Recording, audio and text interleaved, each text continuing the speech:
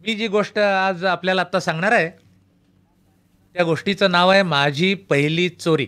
कल्पना त्यातली एवढीच आहे की एक चोर, आता अगदी अट्टल चोर झालेला आहे, तो आपला आत्मवृत्तांत सांगतोय की आपण मुळामध्ये काही चोर नव्हतो, एक सभ्यग्रस्त होतो, कुटुंब वत्सल होत, पण चोर झालो. का झालो? अशी काय आपत्ती आपल्यावर ओढवली, कोणतं संकट आलं, याची सगळी मोठी दर्दभरी कहाणी जी आहे ती तो सांगतोय. ही कल्पना गोष्टी. हा चोर सांगतोय की तो दिवस अजून मला चांगला आठवतो. त्या दिवशी रात्री आम्ही नेहमीप्रमाणे झोपी गेलो. तोपर्यंत दिवसभरामध्ये सांगण्यासारखं विशेष असं काही घडलेलं नव्हतं. पण दुसऱ्या दिवशी सकाळी जागा झालो तेव्हा रात्रीत मात्र अनेक घडामोडी झालेल्या होत्या. आमच्या माडीची भिंत कोणीतरी फोडलेली होती, मोठं भगदाड पडलेलं असं, आणि आतलं सामान सगळं विस्कटून गेलेलं. ट्रंका, सताड, उघड्या, गाठोडी उचकटलेली, कपाटं रिकामी, सामानाची इकडं तिकडं नासधूस झालेली. थोडक्यात म्हणजे आपल्या घरामध्ये चोरी झालेली आहे माझ्या ध्यानात आलं. मग अशा वेळेला चार शहाणी माणसं जी गोष्ट करतात तीच मी केली. हो, ट्रंका एकदा धुंडाळून बदला, गाठोडी चचपली, कपाटात शोधाशोध केली, आपलं गेलं तरी काय काय याचा एकदा तपास केला. आणि मग माझ्या ध्यानात आलं की घरामध्ये जे काही 4-2 सोन्याची जिन्नस होते ते सगळे, चांदीची भांडी सर्व, कपाटामध्ये चांगले चांगले कपडे होते नवे, ते सगळेचे सगळे, सगळं बेपत्ता आहे. म्हणजे 15-20 हजाराचा जरी टोला कमीत कमी आपल्याला बसलेला आहे. हो, कल्पना करा, आपल्यासारख्या सर्वसामान्य माणसांनी वर्षानुवर्ष कष्ट करून राबून काहीतरी थोडं मिळवायचं, जरा बाजूला असं काहीतरी साठवायचं, एका रात्रीत ते नाहीसं झालं. हे पाहिल्यावर मला धक्काच बसला. भ्रमिष्ठासारखं झालं, काही सुचेना. आणि त्या भरामध्ये मी एक वेड्यासारखी गोष्ट केली. तरा तरा तरा बाहेर जाऊन पोलिसात वर्दी दिली. झालं मग काय पाहिजे महाराज, तास दीड तासाच्या आत 4-2 पोलीस, एक इन्स्पेक्टर साहेब, फौजदार साहेब, आपले सगळेचे सगळे जमा झाले की लटंबर आमच्या घरी. आता फौजदार साहेबांचं काय वर्णन करावं. फौजदार साहेब हे दिसायला अगदी हुबेहूब फौजदार सारखेच होते. म्हणजे त्यांचा देह वाजवीपेक्षा जरा जास्त प्रशस्त, डोकं त्या मानाने जरा आखूड होतं. मिशाबिशा अशा लांब झुपकेदार, विंचवाच्या नांगीसारखी वर अशी टोकं बिकं त्याची वर वळवलेली, आपल्या जाड बोटाच्या फटीत धरून त्याला पीळ घालीत घालीत मोठ्या रुबाबानं गंभीर मुद्रेनं ते आत आले घरात. मी लगेच स्वागत केलं, बसायला खुर्ची वगैरे दिली, त्यावरती बसले. मग पोलिसांचा एक खास कमावलेला आवाज असतो, त्या आवाजामध्ये मोठ्या गंभीरपणे त्यांनी मला काय काय घडलं होतं ते विचारलं. तर मी त्यांना सांगितलं, काय आता सांगण्यासारखं म्हणजे काही विशेष नव्हतंच. म्हणजे काय झालं की काल रात्री आम्ही झोपलो आणि सकाळी उठून बघतो तर चोरी झालेली, एवढंच होतं सांगण्यासारखं. ते सांगितलं मी. ते पलीकडे एक कॉन्स्टेबल बसला होता 2 पायावर, तो मी सांगेल ते बरा टिपून घेत होतो सगळं. हे सगळं झाल्यावर मग माडीवर जाऊन एकदा निरीक्षण झालं त्या खोलीचं, मग पंचनामा झाला. आता पोलिसाचं पंचनामा ठाऊकच असतं आपल्याला कसं असतं ते, उत्तरेला गाठोडं, दक्षिणेला ट्रंक वगैरे या पद्धतीने. मग माझी लेखी तक्रार लिहून घेण्यात आली, त्याच्यावर आम्ही सही वगैरे केली. हे सगळं प्राथमिक चौकशीचं काम संपलं आणि मग खऱ्या चौकशीला सुरुवात झाली. महाराज, तो बैलगाडीचा गाडीवान असतो का नाही, आपण बघितलं असेल, बैल जोरात पळावीत म्हणून मधनं त्याला सवय असते त्याच्या अशा शेपट्या पिरगाळायच्या अशा, तसं आपल्या मिशा पिरगाळ होतं. फौजदार साहेबांनी पहिलाच प्रश्न मला केला, म्हणाले, का अशी कशी काय झाली चोरी? आता हे जर मला कळलं असतं तर मग चोरी झालीच नसती. पण मी उत्तर सांगितलं, त्यांना आवडलं नाही, खेकसलेच माझ्या अंगावर. हेच चुकतं तुम्हाला लोकांचं, म्हणाले. पोलिसांना कशी खडानखडा माहिती सांगायला पाहिजे. म्हटलं, अहो कबूल आहे, पण सांगायची कशी? कशी म्हणजे गडा गडा गडा गडा गडा बोलायचं. म्हणाले, आपण झोपलो केव्हा, चोर आले केव्हा, त्याने भिंत फोडली केव्हा, ते परत गेले केव्हा, सगळं कसं व्यवस्थित सांगता यायला पाहिजे म्हणाले. आणि म्हणलं, माहीत नसलं तर मग काय रडावं का? म्हणलं, मग अशानं तुमच्या चोरीचा तपास कसा होईल? मग तुमचं प्रकरण फाईल होईल म्हणाले. मलाही त्यांचं म्हणणं पटलं. बरोबर आहे, पोलिसांना आपण काहीच माहिती कळवली नाही तर त्यांनी तरी बिचाराने काय करायचं काय? बरं, मला काही माहिती नव्हती. म्हणजे माझ्या डोक्यात सहज आपला विचार आला की पोलिसांची आणि घरमालकाची ही अडचण वास्तविक चोरानंच ध्यानात घ्यायला पाहिजे. त्यांना ती माहिती आधी म्हणा मागावून म्हणा थोडी कळवली तरी काही बिघडते काय? पण आपल्याकडे पद्धतच नाही. हो, आपल्याकडे चोर का हवी माहिती कळवत नाहीत, नुसते चोऱ्या करतात आणि जातात निघून. असं काहीतरी माझ्या डोक्यात आपलं चाललं. तुम्ही आपलं गप बसलो, काही बोललो नाही. 2 मिनिटांनी मग फौजदार साहेब म्हणाले, बार ते जाऊ द्या, मला असं सांगा की तुमचा संशय विषय कोणावर? आता संशय घेण्यासारखं मला कोणी आठवत नव्हतं.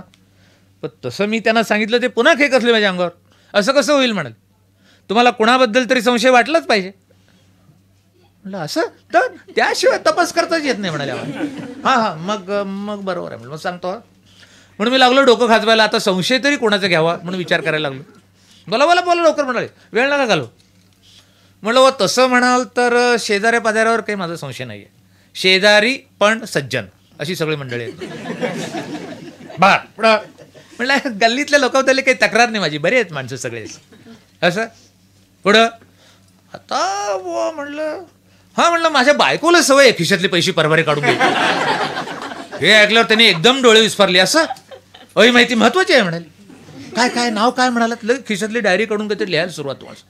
अशी चौकशी झाली तास दीड तास, आणि मग एकदाचं लटांबर हल्लं बुवा सगळं. या म्हणाले 2-3 दिवसांनी ऑफिसमध्ये चक्कर मारा, मग बघू म्हणले पुढं काय होतं ते. गेले एकदाची. हे सगळं होईपर्यंत आमच्या घरी चोरी झालेली आहे ही बातमी आसपास गल्लीमध्ये पसरलेलीच होती, आणि बाहेर मंडळी गोळाच झाली होती. केव्हा एकदा पोलीस बाहेर पडतायत ना आपण आत शिरतो, असं सगळ्यांना झालेलं. ते गेले की सगळा घोळका शिरला आत. बरं काय कुणाला काय म्हणणार, वाढवणार का काय, सगळं ओळखीची मंडळी सगळी त्यात प्रतिष्ठित.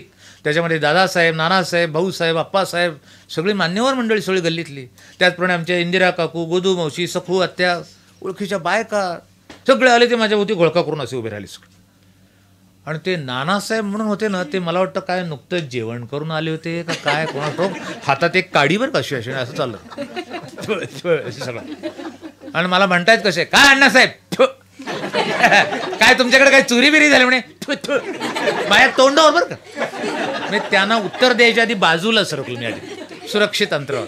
मग लांबनच म्हटले की हो झाली. असं अशी कशी काय झाली चोरी म्हणे. तर मी सांगितलं ना म्हणजे काय झालं, काल रात्री आम्ही झोपलो, सकाळी उठून बघतो तर चोरी झालेली होती. हे ऐकल्याबरोबर शेजारी जे भाऊसाहेब म्हणून ग्रस्त होते ना ते कळवळलेच एकदम. अरे अण्णासाहेब हे चुकलंच तुमचं म्हणाले. म्हटलं का काय झालं, काय म्हणाले. महत्वाचं सामान ट्रंका पेट्या दागिने हे वर माडीवर, आणि आपण खाली झोपायचं. हो अशाने चोऱ्या व्हायचेच की, मग दुसरं काय होणार म्हणे. आता हे त्यांचं म्हणणं मान्य होतं मला, पण त्याचा आता काही उपयोग नव्हता. पण हे मी भाऊसाहेबांना समजावून सांगायला होते जास्तच चौताळायचे, आणि आपलं म्हणणं कसं बरोबर आहे मला पुन्हा समजावून सांगायला झालं. त्याच्याबरोबर शेजारी जे म्हातारी होते एक आप्पासाहेब नावाचे पेन्शनर, ते रागावले एकदम असे. काय सांगताय भाऊसाहेब तुम्ही, सामान कुठे ठेवलं, चोऱ्या काही संबंध नाही. सामान अगदी डोक्याशी उशाशी ठेवून सुद्धा चोऱ्या होतात. मला माहिती ना, मला विचार म्हणाल. मी राहिलो बरं का बाजूला, त्यांचंच सुरू झालं दोघांचं ओरडा वादावादी, एकमेकाच्या अंगावर धावून जाण्यापर्यंत पाळी. शेवटी मीच भांडण सोडवलं. म्हटलं अहो तुमचं बरोबर आहे, मी काय नाही म्हणले का काही, आणि तुमचं तर म्हणलं पहिल्यापासून बरोबर आहे, त्याच्यात काही प्रश्न नाही. तेव्हा कुठे ही रणधुमाळी जरा थांबली आणि थोडीशी शांतता निर्माण झाली. एवढ्यात बायका पुढे सरसावल्या. इतकं मागं बरं एकापेक्षा एक ढालगत बायका, तुम्हाला सांगतो काय बोलायची सोयच नाही कोणाला. त्या आमच्या गोदू मावशी होत्या ना, त्या आता लग्नाच्या पंक्तीत वाढायला निघावं ना, तसा पदर बिदर अगदी असं खोचून बिचून नाकात नथ असल्याप्रमाणे असं सारखं आपलं करीत लगा पडवून मला मोठ्या अगदी लाडीकपणे विचारतायत, बरं पण गेलं काय म्हणलं अहो काय असायचं आपल्यासारख्याच्या घरात, नाही तरी पण काय म्हणाल. मग मी आपलं आठवून सांगायला लागलो. म्हटलं अहो कपाटामध्ये सगळे कपडे होते चांगले नवे वगैरे, ते सगळे गेले. म्हटलं हो का, ते गेले का, बरं आणखीन. म्हटलं बुवा चांदीची भांडी गेली सगळी, नाही ती तर जायचीच म्हणाले. आणखीन. म्हणलं बुवा सोन्याच्या जिन्सा होते ते गेल्या. सोन्याच्या जिन्सा म्हणल्यानंतर आमच्या त्या इंदिरा काकू होत्या, त्या लगा पुढे लगेच अय्या काय होते हो जिन्सा लगेच. म्हणलं अहो काय असायचे 2-4 सगळ्या, नाही तरी पण काय. म्हणलं बुवा एक बिल्वर होते 4 तोळ्याचे, तुमचे. म्हणलं माझे कसे असतील, माझ्या बायकोचे ते. हां म्हणजे तुमचे, मला तेच म्हणायचं होतं. बरं आणखीन. म्हटलं पाटल्या होत्या एक जाळीच्या, एक 4-5 तोळ्याच्या. बरं आणखीन. म्हटलं बो आता हां एक चपलाहार होता 5 तोळ्याचा. चपलाहार म्हणल्यानंतर लगेच त्याने डोळे विस्फारले सगळे. हां म्हणजे तुमच्या मिसेसच्या अंगावर नेहमी अधूनमधून दिसायचा तोच का. म्हणलं हो का, नाही मग चपलाहार कुठं म्हणतात त्याला, शकुंतलाहार म्हणतात. आता मला काय माहिती शकुंतलाहार म्हणतात का दुष्यंतहार म्हणतात. म्हणलं असेल बुवा शकुंतलाहार म्हणत असतील ना, मला काय कल्पना त्याच्यानी. आणि 5 तोळ्याचा कुठला आलाय, फार तर 3.5 तोळ्याचा असेल म्हणाले. मी बघितलं होतं ना, मला विचार. हे मला शेजारी जी बाई होती ना तिला हळूच सांगतायत, आता चोरीला गेलाय ना, काय वाटेल तो आकडा सांगायला लागले, तुम्ही थोडा वेळ थांबा आणखी. म्हणजे 8 तोळे सांगतायत का नाही बघा म्हणाले. चांगलं मला ऐकू आलं ना. मी आपलं बोललो नाही. म्हणलं चला चला चला, चोरांनी पाडलेलं ते भगदाड सगळ्यांना तुम्हाला बघायचंच असेल, चला. सगळ्यांना घेऊन वर माडीवर गेलो. तुम्हाला माडीवर गेल्यावर मंडळींनी त्या भगदाडाच्या आधी कसून तपासणी सगळ्यांनी त्याची. कुणी त्याची लांबी, रुंदी, खोली हे सगळं मोजून एवढं मोठं छिद्र पाडायला चोराला किती वेळ लागला असला पाहिजे याच्यावर चर्चा सुरू झाली. तेवढ्यात ते आप्पासाहेब म्हणले, का हो नानासाहेब, चोराला या भगदाडातून आतून बाहेर जाता येईल? नाही, तसं लहान दिसतंय म्हणून म्हणलं. नानासाहेब म्हणले, हा जाता येईल की न जायला काय झालं? नाही, तुम्ही जरा एकदा जाऊन बघा बरं प्रत्यक्ष, म्हणाली. सगळ्यांनी आग्रह करून त्यांना जायला लावलं. सांगतो ती सरकत गेली की पलीकडे. मग बाहेरनंच म्हणाली, येतंय जाता येते. नाही ते झालं, पण बाहेरनं आत येता येते का ते एकदा बघा. मग ते पुन्हा सरकत आत आली. आणि एवढा मोठा जो प्रयोग केला ना, त्याचा जो निष्कर्ष निघाला तो फार महत्त्वाचा होता, की चोराला या भगदाडातून आतून बाहेर जाता येते, बाहेरून आत येता येते. हा, तोपर्यंत लांबी, रुंदी, खोली, गणित सगळं संपलं होतं. आणि एवढं मोठं छिद्र पाडायला चोराला निदान 1.5 तास तरी लागला असला पाहिजे. यावर सगळ्यांचं अगदी एकमत. या संबंध 1.5 तासात आम्ही एकदा सुद्धा जागा झालो नाही. याचा अर्थ काय? मलाच धमकी देऊन विचारायला. अर्थ उघड आहे म्हणाले. एक तर तुम्ही ठार बहिरे तरी असला पाहिजे, किंवा कुंभकर्णाचे अवतार तरी असणार. आणि मग काय चोरी होणारच किंवा दुसरं काय होणार? अहो, त्या दिवशी सगळी मंडळी घराबाहेर पडेपर्यंत इतकं ज्ञानामृत सगळ्यांनी मला पाजलं, काय विचारायची सोय नाही तुम्हाला. त्यांच्या बोलण्याचा थोडक्यात सारांश सांगायचा झाला ना तर असा होता, की महत्त्वाचं सामान ट्रंका पेट्या वगैरे माडीवर ठेवायच्या आणि खाली आपण झोपायचं. अहो, हे करायलाच नको. बरं केलंच तर रात्री अपरात्री एकदा का होईना पण माडीवर एक चक्कर मारून यायला पाहिजे.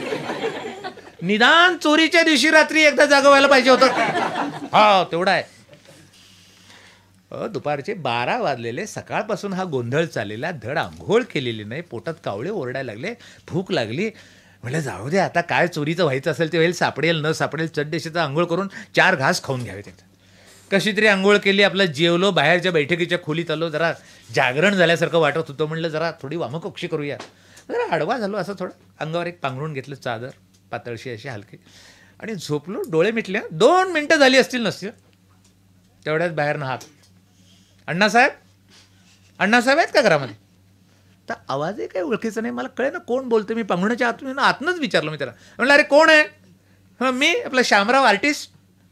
श्यामराव आर्टिस्ट? काय नाव आहे, ऐकलं नाही मी. आपलं पांघरुण असं काढून बघतोय तर अंगणामध्ये एक उंच किडकिडीत काळा कोट्ट मनुष्य उभा, आपला केस बीज पिंजारलेली अशी दाढी, पापा मी या दाढी एवढीशी. मला पहिल्या काय चमत्कारिक पोशाख त्याचा, चटेरी पटेरी काहीतरी, म्हणजे असं वाटत होतं की यांनी शर्ट पायात घातलेला आहे आणि पॅन्ट अंगात घातलेली.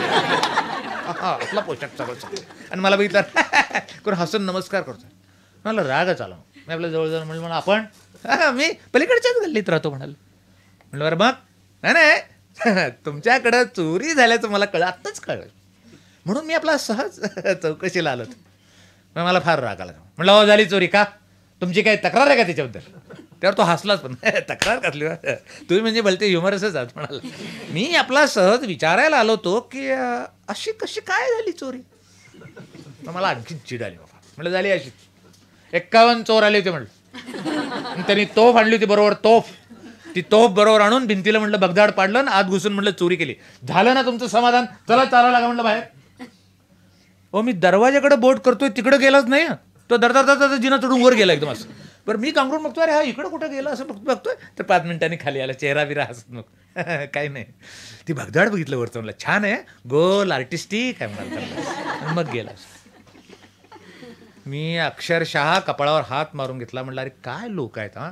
म्हणजे इकडं आमचं नुकसान झालंय, आर्थिक नुकसान तर झालंय, पण डोक्याला ताप आहे, शारीरिक मानसिक ताप, आपण सगळ्या प्रकारचा ताप. पण ह्याचं काही नसतं बरं का लोकांना फक्त जिज्ञासा असते भयंकर, की असं झालं कसं, ही झाली कशी चोरी, आणि तुमचं काय काय गेलं, आणि मग चोर किती होते, आणि ते अजून का सापडले नाहीत, आणि तुम्ही त्यावेळेला काय करत होता. नाही, त्या गोष्टीची काय जिज्ञासा असते हो माणसाला. म्हणजे मला त्याच्यातून आपली एक भटजीभावाची गोष्ट सहज आठवली. अशीच एक भटजीभाव होते. नाही, त्या गोष्टीची जिज्ञासा भयंकर, आणि ती जिज्ञासा पुरी केल्याशिवाय चैन नाही पडायचं. त्याने एकदा आठवड्याच्या बाजारातून नुकतीच नवीन गाय विकत आणलेली, गोठ्यात बांधलेली. सकाळी नेहमीप्रमाणे भटजी आपले उठले. त्याने आपली ती पाटी घेतली, गाईचं खाद्य, ते कळणा कोंडा सरकी पेंट नेऊन गाईच्या समोर ठेवलं. गाय आपलं मुस्कट खाली करून खायला लागली. भटजीव आपली उभं राहिले ते विठोबासारखे कमरेवर हात ठेवून इकडे इकडे बघत वेळ काढण्यासाठी. बघता बघता सहज त्यांचं लक्ष एकदम गायीच्या शिंगाकडे गेलं आणि चमकले. अरे काय गायीची शिंग सुंदर आहेत म्हणाले. वा वा वा वा अप्रतिम. अरे काल संध्याकाळची गाय आणली बाजारात आपल्या लक्षात आलं नाही बरं का म्हणाले. अरे अशी बघायला नाही मिळायची. वा वा वा अप्रतिम आहेत म्हणाले.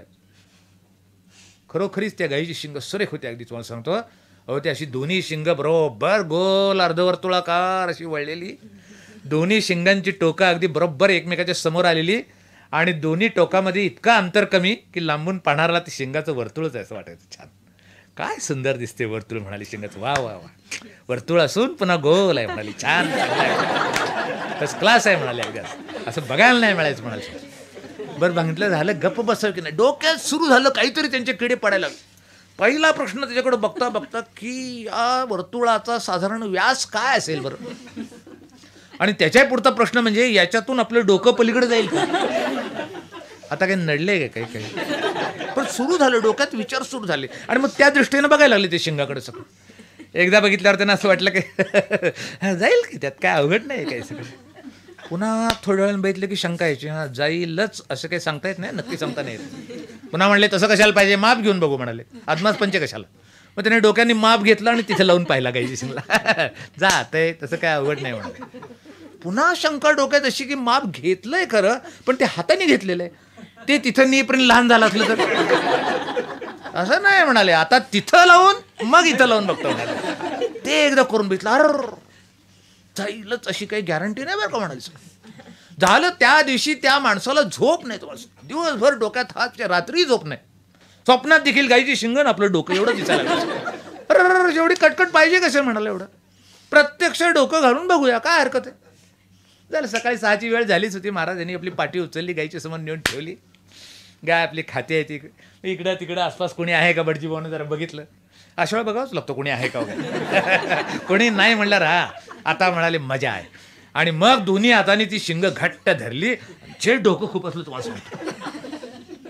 बरं त्याची मजा अशी झाली की त्यांचं निम्म डोकं बिनबोभाट गेलं बरं का पलीकडचं. जे मध्येच कुठतरी अडकलं. बरं रेटून रेटून बघतायत ते काही पुढं जाईना. पण पुढं जाईना म्हणून मग मागं गेलं, मागं येईना ते. अडकूनच बसलं कुठेतरी. आणि मग मात्र घाबरले. त्यांना काय करावं काही कळलं. बरं इतका वेळ ती गाय शांतपणे हे सगळं सहन करत होते. आपल्या तिलाही पुढं पुढं कळे ना की आज आपल्या मालकाने हा काय उद्योग सुरू केलेला आहे. झालं ती बिथरली एकदम. लागली इकडं इकडं इकडे इकडं व्हायला लागली, शेपूट उडवायला लागली. शेवटी शिंगाने एकदा असं असं असं शिंग लागली हलवायला सगळ्या. झालं भटजीवांचं डोकं अडकलं पण निदान इतक्या वेळ पाय तरी जमिनीवर होते त्यांचे. शिंगा अशी हलवायला लागल्यावर त्यांचे पाय वर गेले असे सगळ्या आणि लागले हवेतच अशी अशी अशी सुरू झाली. इकडे डोक्याला ताण बसला भयंकर. मग घाबरले भयंकर. काय करावं त्यांना काही सुचना. लागले ओरडायला मोठ्यांदा. अरे धावा धावा धावा मेलो मेलो अरे वाचवा. मोठ्यांदा लागले ओरडायला. हो सकाळी 6-6:30ची वेळ. भटजीबांच्या गोठ्यातून आवाज आला एकदम. धावा धावा मेलो मेलो म्हटल्यावर सबंध गल्लीतली 10-20 माणसं बाहेर गोळा एकदम झाली. सगळे कोणाच्या हातात काठ्या लाठ्या दगडं धोंडे जी सापडेल ती एकेकानं आणलेलं. घाबरलेले चेहरे सगळ्यांचे. म्हणाला नक्की म्हणाला. एकदम म्हणाला नक्की म्हणाला साप दिसतोय, साप चावलेला दिसतोय म्हणाला. दुसरा म्हणाला साप प्राणांती गारवली आहे म्हणाला. नाग असला पाहिजे मी तुला सांगतो म्हणाला. तिसरा म्हणाला दिसल्या बरोबर हाणायचा आता सोडायचं नाही म्हणाले. सोडायचा म्हणून नाही, चला चला चला. ओ पळत पळत पळत सगळे गोठ्यापाशी गेले. 15-20 माणसं गोठ्याच्या तोंडापाशी येऊन बघतायत ते भटजीबाचं डोकं शिंगात अडकलेलं असं. पाय पाठी मग हवेत अशा अशा अशा अशी चाललेले आहेत सगळे. आणि मोठ्यांदा आरवळे सगळं. अरे धावा धावा मेलो वाचवा. बरं लोकांना कळे ना की ऍक्सिडेंट कसा काय झाला असेल. एक जण तेवढ्यात तुरु तुरु तुरु तुरु चालत जाऊन भटजीवांच्या जवळ गेला आणि म्हणाला भटजी तुम्ही ह्याच्यात अडकलाच कसे. तेवढ्यात ते रागावले. अरे ही काय प्रश्न विचारायची वेळ आहे का म्हणून. मला बाहेर काढायची. हो हे धरा रे धरा. बघत का बरायला तोंडाकडून धरा. मग काही जणांनी भटजीवांचे पाय धरले. दोघांनी 2 पाय धरले. काहींनी त्यांचं डोकं रेटायला सुरुवात केली. काहींनी गाईला ओढायला सुरुवात केली. झालं डोकं लागलं घासायला. मग त्यांचं कातडं निघालं, रक्त सांडायला. अरे मेलो मेलो म्हणून ओरडायला. काय मरत नाही जरा थांबा म्हणाल तुम्ही. चालू आहे जरा जरा. मग शाळेतली मुलं रस्सी खेच घालतात जसं 2 पावलं पुढं 3 पावलं पाठीमागं असं सुरू होतं तसं लागलं डोकं घासायला. आणि जे एकदम सटकन निघालं तुम्हाला सांगतो. धड अशी भटजीबान त्यांचे पाय धरणार दोघं. तिघे धडा धड धाड पडले. खालच्या गोठ्यातलं घाण लागली, शेण लागलेलं आहे, नाकाला लागलेलं आहे. भटजीबांच्या डोक्यात कडबा गेलेला सगळा. जोरात शिंकले एकदम फाटकून सगळं. जोरात धापा लागलेल्या आहेत सगळ्या. सगळं संपल्यावर मग एकाने विचारलं हो भटजी कमाल आहे म्हणाले, अहो तुम्ही ह्याच्यात अडकलाच कसे काय? ते म्हणले वा वा, तुम्हाला काय वाटतंय, काय चुकून अडकलो का म्हणाल मी? मुद्दामच डोकं घातलं होतं म्हणाल मी त्याच्यामध्ये. पण का, कशासाठी, का म्हणजे माझा स्वभावच आहे म्हणाले. एकदा मी ठरवलं की कुठल्याही विषयात डोकं घालायचं की घालतोच म्हणाले, त्याचा काही प्रश्न नाही. मला बघायचं होतं गाईच्या शिंगाचं वर्तुळ आणि माझं डोकं याचं प्रमाण साधारण काय आहे. मग काय आहे म्हणाले, प्रमाण बरोबर आहे हो म्हणाले, तसूभर सुद्धा फरक नाही. काय कमाल आहे हो. मला तर असं वाटतंय की परमेश्वराने या शिंगासाठी डोकं निर्माण केलं का माझ्या डोक्यासाठी ही शिंग निर्माण केली, इतकं करेक्ट आहे म्हणले, अगदी बरोबर सगळं. मग एक म्हणला, अहो कोणी सांगितलं धंदा तुम्हाला, काय नडलंय का काय म्हणाला. आता 8-15 दिवस अंथरुणावर निजून राहावं लागेल, एवढ्या जखमा झाल्यात, रक्त येतंय, सगळं काम धंदा काही करता येणार नाही. कोणी सांगितलं तुम्हाला धंदा हा सगळा? भटजीबा तयारच होते, ते काही प्रश्नच नाही. ते म्हणले 8-15 दिवसांनी बरं वाटेल ना. मग जाऊ द्या म्हणाले. पण आज डोक्यातला एक विषय गेला, कसं शांत वाटतंय म्हणले आता. बरोबर काय जिज्ञासा लोकांची. ती शामराव आर्टिस्ट गेले, त्यातनं मला आपली सहज मला आठवलं. म्हणलं गेले एकदाचे, बरं झालं, चला आता तरी झोपूया. पुन्हा मी आतल्या बैठकीच्या खोलीत आलो, पुन्हा जरा आडवा झालो, पुन्हा तोंडावर पांघरून घेतलं, डोळे मिटले. 5 मिनटं झाली असतील ना, जरा डोळ्यावर अशी गुंगी येते ना येते ना, तेवढ्याच बाहेरनं हाक, पुन्हा हाक. काय अण्णासाहेब, अरे अण्णा आहेस का घरात? आवाज ओळखला आम्ही, आमचे एक परम मित्र होते बाळासाहेब म्हणून, त्यांचा आवाज. म्हणलं आता हे आले बरं का चौकशीला. असा राग आला तुम्हाला म्हणतो, ताड दिवशी लाथीनं ते पांघरून असं झुगारून दिलं आणि बाहेर जाऊन त्याच्यासमोर एकदम रागारागात उभा राहिलो. म्हणलं का, चोरी कशी झाली हेच विचारायला आलास ना तू? तर आमच्या बाळासाहेबांनी जे एकदम तोंडाचा आ केला, डोळे बिळे विस्फारले, जीभ बाहेर काढली, म्हणली चोरी? हा बा, मला कल्पना नाही चोरी झाल्याच. मी इकडे खाली पेठेमध्ये चाललो होतो, तुझ्या घरावरनं चाललो, म्हटलं सहज तू आहेस का बघावं म्हणून हाक मारली. मला माहित नाही तुझ्याकडे चोरी झाली म्हणून. म्हणजे तुझ्याकडं चोरी झाली का काय? म्हणलं हो हो झाली. केव्हा झाली म्हणाली? काल रात्रीच झाली. असं अशी कशी काय झाली चोरी? झालं आता काय इलाजच नव्हता काय. म्हणलं बसा सगळं सांगतो म्हणलं. सगळी हकीकत एकदा त्यांना सांगितली. एकदा मग आता मित्र होते म्हणून त्यांना एकदा चहा पाजला. एकदा मग त्यांना पोचवायला म्हणून दारापर्यंत गेलो. ते दाराबाहेर पडून गेले. सहज मी आपल्या दारात उभा राहून मी आपलं बाहेर पाहत होतो. मग एकदम माझ्या लक्षात आलं की घराच्या बाहेर 5-50 मंडळी दाराबाहेर आपल्या समोर गोळा झाली आहेत आणि आपल्याच दाराकडं असं असं करून बघतायत, वाकून वाकून मोठ्या अगदी कुतूहलांचं. मला कळलं ना आपल्या घरासमोर एवढी गर्दी कसली, वाकून वाकून काय बघतायत. म्हणून सहज मी चौकशी केली आणि मग चौकशी केल्यावर मला कळलं की आत्तापर्यंत आपल्या घरी घडलेल्या चोरीचा वृत्तांत आता जवळजवळ गावभर झालेला आहे सगळं. आणि सगळ्या गावातून मंडळी चौकशी करायला यायला लागली आहेत सगळं. हे पाहिल्यावर मात्र माझं धाबद्दाण आणलं. म्हणलं आता काय वाटेल तसली वेडीवाकडी उत्तरं देऊन भागण्यासारखं नाही. आता याला काहीतरी योजना करायला पाहिजे. काय करावं सुचेना मला. मी विचार करायला लागलो, डोकं खाजवायला लागलो. बरं जसा वेळ जायला लागला ना तसं आणखीनच गर्दी यायला लागली. एवढी मीच घाबरलो. म्हणलं उगा आपल्या घरासमोर गर्दी, मारामारी, भांडणं, लोकांची उगी कटकट नको. म्हणून सरळ गर्दीचा बंदोबस्त करण्यासाठी पोलिसांना बोलवणं पडलं. 10-15 मिनिटात 2 पोलीस आले. आणि आपले पोलीस मोठे हुशार.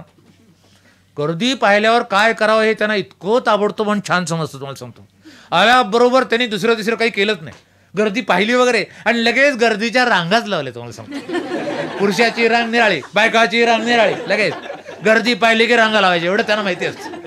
आणि आमच्या घराच्या पायरीवर दोघं उभे राहिले ते जय विजय सारखे. आणि लोकांना सांगतायत हा एक एक एक एक आज चला, गडबड करायची नाही. मध्ये हे कोण मध्ये घुसतो रे, चाल पाठीमागो. हा मी आपल्या दाराच्या चौकटीवर मी आपला हात ठेवून उभा, मी आपलं बघतोय. शेवटी मीच एकाला विचारलं पोलिसाला, म्हणलं अरे अरे अरे काय करताय काय तुम्ही हे सगळं? तर मलाच तो पोलीस म्हणतोय बघा ना साहेब, आपल्या लोकांना काही शिस्तच नाही म्हणाले, सगळे एकदम घुसायला बघतात म्हणले गाडा. आता एक एक एक एक एक एक आत आला, त्यांना माहिती तुम्हाला विचारली तर तुम्ही काही सांगणार नाही का म्हणाले. हा सांगाल ना म्हणाले. हा पण यांना शिस्तीनं घ्यायलाच नको म्हणाले. आपण काळजी करू नका आम्ही आहोत ना म्हणाले. हा चला रे चला, पहिले 3 चला, 1 2 3 थांबा की मध्ये आडवा हात पुन्हा चालू. मला काही इलाजच होत नाही. मग अंगणामध्ये उभारून पुरुषाच्या रांगेला मी, बायकाच्या रांगेला आमची बायको, येईल त्या प्रत्येकाचं स्वागत. या या या या लग्नाच्या मांडवामध्ये बाहेर उभारून स्वागत करतात ना, या या या अजून कसे तुम्ही आलं नाही, तुमचीच वाट बघत होतो. या पद्धतीने स्वागत की लगेच हकीकत सांगायला सुरुवात. म्हणजे काय झालं की काल रात्री आम्ही झोपलो होतो. आपण नेहमी आपलं झोपत नाही का, त्याचे झोपलेलो. आणि सकाळी उठून बघतो तर चोरी झालेली. बरोबर मला सांगण्यासारखी एवढीच हकीकत होती. तेवढी मुकाट्याने ऐकली आणि शांतपणे निघून गेलेत असं कुठं झाले. प्रत्येकाची शंका, आणि प्रत्येकाची शंका स्वतंत्र. पुन्हा काय काय लोकांनी बोलव, आता काय तुम्हाला सांगायचं. एक जण तर हकीकत ऐकल्यावर नुसता हसलाच मोठ्यांदा आणि मला म्हणतो कसं म्हणजे मोठी मजा झाली म्हणा की म्हणा. मजा असा संताप आला तुम्हाला सांगतो. असं वाटलं एक द्यावी ठेवून टाकली थोबाडामध्ये. दुसरे एक म्हातार बुवा आले, त्याने एक ऐकू एक धड नव्हते. प्रश्न विचारायचे की लगेच कानाचा करायचे लगेच. आणि मला म्हणतायत कसे, म्हणजे तुम्ही जागा नाही झाला. म्हणलं नाही झालं. नाही पण एकदा सुद्धा नाही झाला. म्हणलं अहो तेच सांगतोय नाही झालं. नाही पण एकदा निदान जागा व्हायला पाहिजे होतं तुम्ही. हो हो बरोबर आहे म्हणलं. हे बरं नव्हे एवढंच मला सांगायचं. बरं बरं बरं. ते गेले. दुसरे एक विद्वान आले. मला म्हणाले काय चोराचे हाताचे पायाचे ठसे वगैरे काही सापडले का काय. हाताचे ठसे सापडले ना त्याच्यावरनं बरोबर चोर सापडतो. ती सरकारकडे बरोबर रेकॉर्ड असतं म्हणाले ते सगळं त्याच्यावरनं सापडतो. म्हणलं अहो कशाचे हाता पायाचे ठसे. चोर काय इथं हाताचे पाया ठसे द्यायला येतात का म्हणजे. अहो ती चोरी करायला आले गेले चोरी करून कशाला काय पत्ता नाही सगळं. हा हा हा हा. आम्हाला वाटलंच म्हणले अण्णासाहेब तुम्ही असं बोलणार. म्हणले काय तुम्ही अहो किती मागं आहात तुम्ही. अहो ते पावडर टाकायला ते पावडर सगळीकडे म्हणले चोर हिंडलेले असतात घरात सगळीकडे ठसे उमटलेले असतात. पावडर टाकावी लागते त्याला म्हणजे सापडतं. ग्लासवर असतात कपाटावर असतात जमिनीवर असतात भिंतीवर इकडं तिकडं. पावडर का नाही टाकलीत तुम्ही. म्हणलं मला कल्पनाच नाही ना चोरी होईल अशी अजिबात कल्पना नाही. आता पुढच्या खेपेला मी आधीच टाकून ठेवीन म्हणलं. तिसरे एक शिष्ट आले आणि मला म्हणतात काय चोर बीर काय सापडला का नाही. म्हटलं चोर बीर सापडला का नाही. म्हटलं चोरी काल रात्री झाली आज सकाळी आम्हाला समजलंय तोच गोंधळ सगळा चाललाय सगळा. एवढ्याच चोरी सापडत असते म्हटलं. चोऱ्या काय सापडण्यासाठी होतात. हा हा हा हा हा हा काय बोलता तुम्ही अण्णासाहेब म्हणाले. काय तुम्हाला म्हणायचं सुशिक्षित म्हणवता म्हणाले तुम्ही स्वतःला. आणि साध्या साध्या गोष्टी माहित नाही. अहो कुत्रं आणा की कुत्रं. म्हटलं कुत्रं कसलं कुत्रं. आता काय तुम्हाला सांगत. अहो ते पोलिसांच्याकडे असतं ते श्वान पथक ते शेरू बिरू नाव नाही काय ऐकलं तुम्ही. अहो त्याला इथं आणतात तो वास देतात मग ते हुंगत जातं बरोबर धरतं ते चोराचा लचकाच तोडतं ते सगळं. कुत्रं का नाही आणलं तुम्ही. कुत्रं आणलं असतं तर आतापर्यंत चोर सापडून त्याला शिक्षा सुद्धा झाली असती म्हणा. म्हणलं नाही बरोबर आहे तुमचं म्हणणं बरोबर. नुसतं बरोबर म्हणू नका का नाही आणलं हे सांगा म्हणाले. म्हणलं आपल्याकडं पोलिसाकडं एकच कुत्रं आहे नाही का एकच आहे. म्हणजे बरोबर मग ते कुत्रंच काल चोरीला गेलं म्हणून समजलं त्यामुळं घोटाळा झाला म्हणलं. जरा काय सांगावं काय बोलावं. एक महिला मंडळातल्या कार्यकर्त्या बाईच आल्या होत्या एकाशी आणि आमच्या बायकोला लाडीकपणे विचार होते. अय्या चोर कसे होते हो दिसायला. मी की नाही चोर अजून कधी बघितलेच नाही. मला फार बघायची इच्छा होती. मग मीच त्यांना सांगितलं अहो आम्हाला सुद्धा नव्हती का इच्छा पण अंधार होता ना अंधार हा म्हणून दिसले नाहीत म्हणलं. आता पुढच्या खेपेला आपण त्यांना दिवसा उजेडीच बोलवू एकदा म्हणलं. अहो त्या दिवशी रात्रीचे 12 वाजले तरी लोकांची गर्दी काही आपली संपत नाही. येतातच आहेत लोक. भिंतीवरच्या घड्याळामध्ये 12चे ठोके पडायला लागले. मला जांभया यायला लागल्या. म्हटलं आता काय करावं मला काही सुचेना. मग एकदम म्हटलं आता घराचं दारच बंद करून टाका म्हणून तसंच घराची दोन्ही दारं मी अशी बंद करायला तेवढंच एकानं डोकं आत काढलंच. हो आम्ही राहिलो ना म्हणाले. ते मला आपला कार्यक्रम संपताना तो रेडिओवरचा निवेदक जे बोलतो ना ते वाक्य आपलं सहज आठवलं. म्हणलं आता रात्रीचे 12 वाजत आहेत आणि आजचा आपला कार्यक्रम समाप्त होत आहे. तर मग पुन्हा ते नकळत मी बोलून गेलो पुन्हा आपली भेट उद्या सकाळी 6 वाजता. उद्या सकाळी 6 वाजता हा कार्यक्रम पुन्हा सुरू आहे म्हटल्यावर ज्यांचा नंबर थोडक्यात हुकला होता ना ते लोक घरी गेलेच नाहीत हो. बाहेरच पथारे टाकून झोपले सगळे असे. थोडक्यात नंबर चुकला म्हणजे किती वाईट वाटतं नाही अगदी चुटपुट लागते सगळं. मग पोलीसही म्हणाले म्हणजे उद्या सकाळपासून पुन्हा हा कार्यक्रम सुरू करायचा आहे काय म्हणाले. म्हणलं का नाही आम्ही घरी जातच नाही म्हणाले इथेच तुमच्याकडे जेवतो झोपतो सकाळपासून पुन्हा लाईनीला होतो म्हणाले. म्हणलं काय वाटेल ते करावं मला तर आता काही सुचत नाही म्हणलं. असं हे सगळं. दुसऱ्या दिवशी तुम्हाला सांगायचं म्हणजे पुढे 2-3 दिवस अखंड हा कार्यक्रम चालू राहिलेला. बोलून बोलून बोलून माझं तोंड दुखायला लागलं. आवाज बसला शब्द उमटे ना शेवटी. काय करावं मला काही कळे ना. मग मला एक युक्ती सुचली. मग एक कागद घेतला मग त्या कागदावर अगदी वळणदार अक्षरामध्ये संबंध चोरीची साध्यंत हकीकत अथवा सुनीतीपर्यंत अगदी सगळे लिहून काढले एकदा. मग लोकांच्या संभाव्य शंका आणि त्यांची उत्तरं ती लिहून काढली. मुलांच्या गाईडमध्ये असतं ना, प्रश्न 1 उत्तर, प्रश्न 2 उत्तर, त्या पद्धतीनं सगळं लिहून काढलं. मग ते एका पुठ्ठ्याला चिटकावलं आणि भिंतीला खेळायला दिलं लटकावून सगळं. कोणी येईल त्याला लगेच मानेनं खूणच करायची, ते वाचवतेच.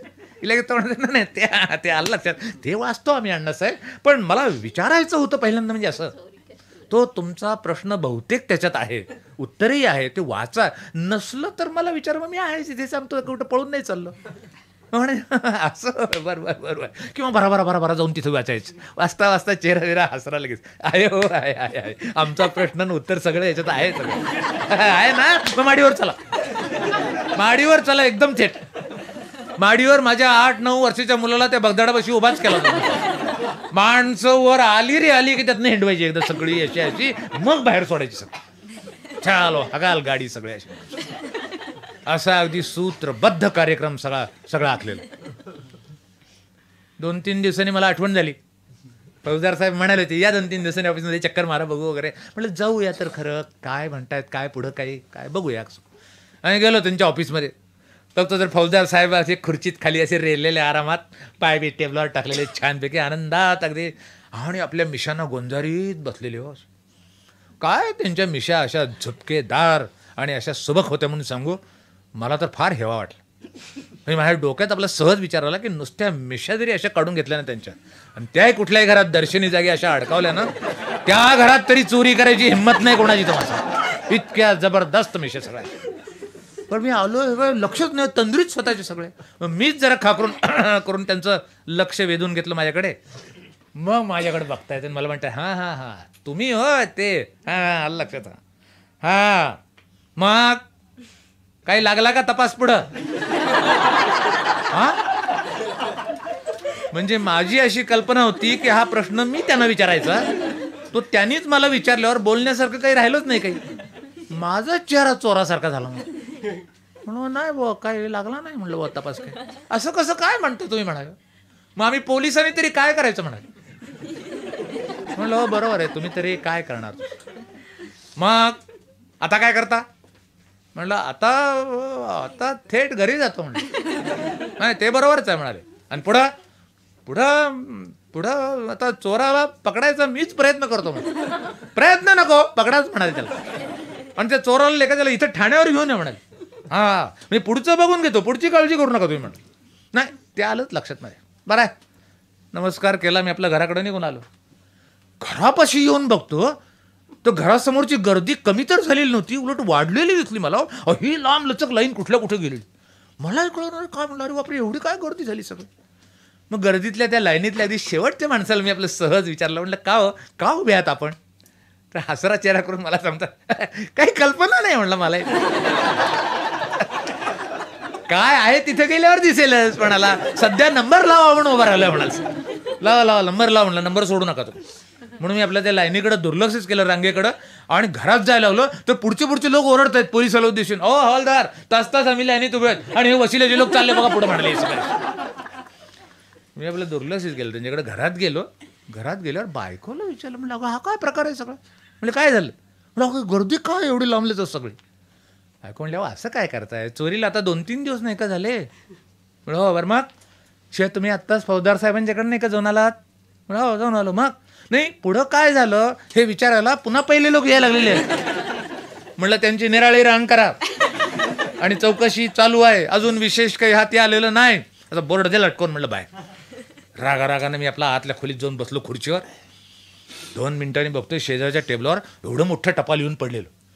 2-3 वर्तमानपत्र, आंतरदेशीय पाकिटो, कार्ड, 2-3 तारा सुद्धा. बापरे एवढं सरकारी ऑफिस सारखं टपाल का आलं मला काही कळेना. 2-3 वर्तमानपत्र मी आपले फोडून बघितले तर 5-4 सिनेमाच्या जाहिरातीच्या शेजारी आमची आपली अगदी एवढीशी छोटीशी बातमी आपली चोरीची आलेली. वाचली मी, बरं वाटलं. चला चोरीच्या निमित्ताने का होईना पण पेपरमध्ये आपलं नाव आलं. म्हणलं चला काय हरकत नाही. सगळं टपाल फोडलं, सगळी बहुतेक सर्व नातेवाईकांची पत्र. आणि प्रत्येक पत्राच्या सुरुवातीला तुमच्या घरी चोरी झाल्याचं वृत्तपत्रातून समजलं. आणि सगळ्यात शेवटी समक्ष येत आहोत, काळजी करू नये. हां 2-3 तारामध्ये तर आश्वासनच दिलेलं, उद्या संध्याकाळपर्यंत पोहोचतच आहोत, तोपर्यंत भिंतीचे भगदाट बुजवू नये, आगाऊ सूचना दिलेली सगळं. आणि आश्वासन दिल्याप्रमाणे दुसऱ्या दिवशी संध्याकाळपर्यंत बहुतेक सर्व नातेवाईक मंडळी सहकुटुंब येऊन दाखल. बरं आता काय लांबचे का काय, हो जवळचेच नात्यातली मंडळी सगळी, आई वडील सासू सासरे भाऊ बहिणी सख्खे भाऊ चुलत भाऊ चुलत भाऊ आते भाऊ मावस भाऊ आते मावस भाऊ मावस आते भाऊ मेवणे मेवण्या साडू झाडू, अहो सगळे आले सगळे. प्रत्येकाच्या मध्ये बॅग वळकटी शिट्टी वाजवत मोठ्या आनंदाने. मला पाहिल्यावर चेहरा गंभीर की सामान खाली ठेवून मला बाजूला बोलायचं, अण्णासाहेब इकडे जरा इकडे. आणि पहिला प्रश्न काळजीनं मोठा, मला पहिल्यांदा हे सांगा की काही विशेष काही गेलं नाही ना. म्हटलं काय नाही विशेष काय नाही, तरी पण काय म्हणे नाही, सोन्याचे जे दागिने होते 4-2 ते सगळे गेले, तंदीची भांडी सर्व कपाटातले चांगले कपडे होते ते सगळे गेले. हां मग हरकत नाही. आम्हाला वाटलं काही विशेष काही गेलं काही की म्हणाले. आमच्या मेवण्याने तर कमालच केली आणखी. ते म्हणाले ते जाऊ द्या त्याचं काही नाही, पण ते पैसे ते आहेत ना नीट, त्यांना नाही ना धक्का लागलेला सगळा. मला काही कळे ना, म्हटलं ते पैसे म्हणजे सरकारी नोकर आहात इकडं तिकडं असतात ठेवलेले थोडे, ते आहेत ना चांगले, त्यांना नाही ना धक्का लागला म्हणाले, मग हरकत नाही. हो काय बोलायचं तुम्हाला सांग. दुसरे एक म्हणाले ते जाऊ द्या गेलं तर गेलं, आम्हाला नाही काळजी त्याची म्हणाले. ते काय तुम्ही पुन्हा मिळवाल, पुन्हा दागिने कराल, पुन्हा सगळं होईल, तुमची कर्तबगारी काही कमी आहे का म्हणाले. मारहाण फार नाही ना झाली, नाही फार नाही झाली, तरी पण किती झाली म्हटलं 50 चोर आले ते 50 बरोबर. प्रत्येकाने माझा गालगुच्चा घेतला म्हणला सर, आणि माझ्या बायकोच्या डोक्यावर एक टप्पल मारली, बस एवढंच ना. मग हरकत नाही. आत्ता आमचा जीव भांड्यात पडला हो म्हणाले. हो काय सारखी काळजी आम्हाला, तुमचं कसं झालं असेल, काय झालं असेल, प्रवासात सारखी धाकधूक धाकधूक छाती धडधडते सारखी. या हल्ली काय बातम्या येतात, एकदम चोर काय घरात घुसले, दरोडेखोर घुसले, गळे काय दाबले, रक्ताच्या थरोळ्यात प्रेत बातम्या येतात म्हणाले. सारखं आम्हाला वाटतं तुम्ही कसे दिसताय, कोणास ठाऊक उभे दिसताय का आडवे दिसताय, काय बरोबर. आता हरकत नाही हो, आत्ता आम्हाला बरं वाटलं, ठीक झालं, छान. बरं जेवायला अजून अवकाश आहे ना.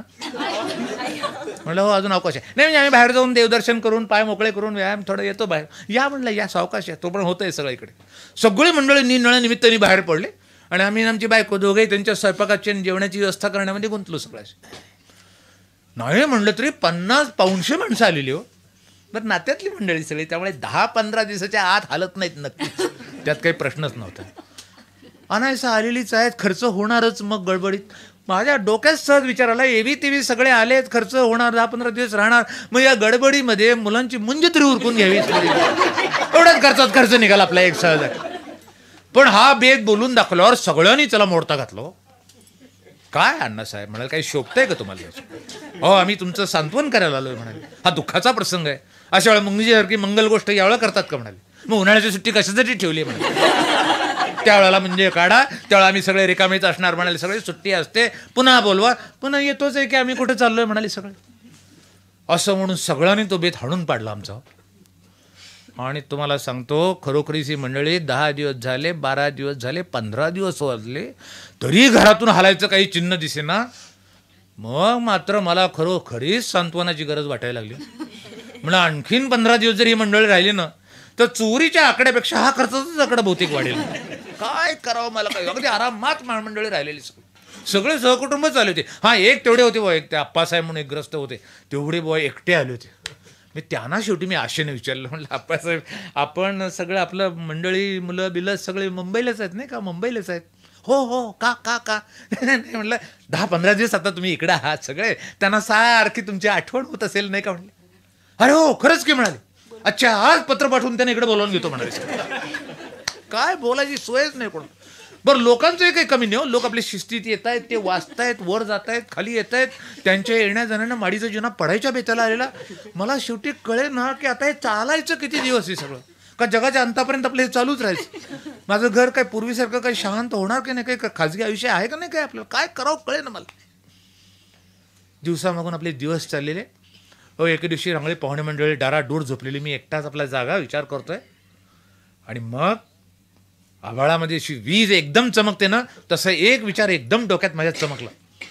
म्हटलं बस आता हाच उपाय आहे, दुसरा उपाय नाही आहे काही. याच ताडकन उठलो मी, पाय न वाजवता हळूच घरात हिंडून सगळे हात्यार गोळा केले. कुदळ फावडं पहार जे सापडलं ते मुकट्यानं वर तसाच गेलो माडीवर जिना चढून. आमच्या माडीला लागून शेजारीची माडी, त्याची भिंत होती मोठी चांगली, या सगळ्या हत्यारांचा उपयोग करून त्या माडीच्या भिंतीला मी मोठं भगदाड पाडलं चांगलं असं सगळं. आणि मग मलाही रागेच ना मागते. एवढं मोठं भगदाड पाडल्यावर मी घरात सरळ त्या घरात त्याचं घुसून चोरीच केली तुम्हाला सांगतो. सकाळ झाली लोकांना कळलं इथे भगदाड पडले चोरी झाली वगैरे. जादूची कांडी फिरवाय तसं परिणाम काय आमची सगळी नातेवाईक मंडळी घाबरली. अरे काय अण्णा काय चाललंय काय म्हणाले, इथं तुझं असं हे पडलं सगळं असं चोरी झाली तिकडे शेजारी हे झालं घरोघर चाललेलं दिसते म्हणाली सगळं. आम्ही आपली साधी कुलपं लावून आलोय, चला चला आपापल्या घरी उगे भानगड नको म्हणाले सगळं. बरा मंडळी हल्ली एका दिवसात तुम्हाला सांगतो. आणि चौकशीसाठी आमच्या घरासमोर लागलेली लोकांची रांग शेजाऱ्याच्या घरासमोर लागली.